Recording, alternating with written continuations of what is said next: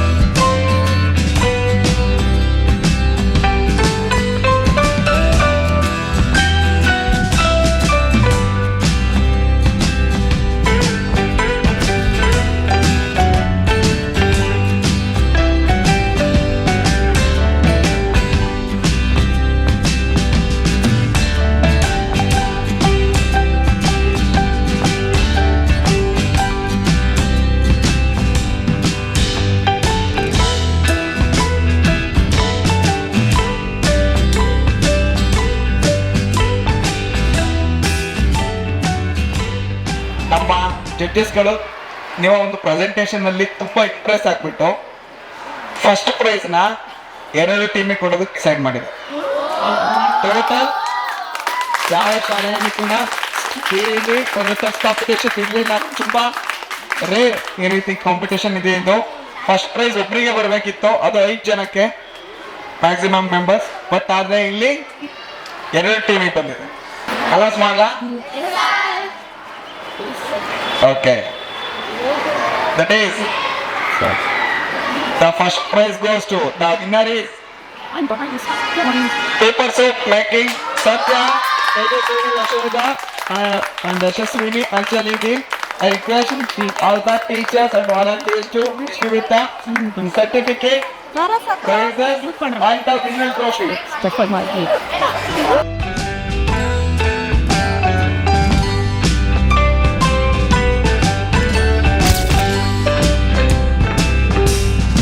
Winner is 2025-26ನೇ ಸಾಲಿನ winner is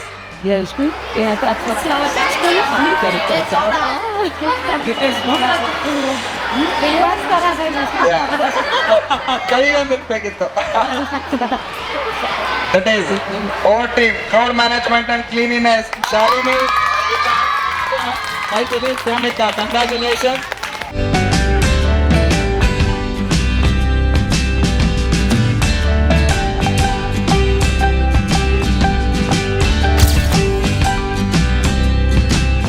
Volunteers to distribute the certificate and the participation prizes.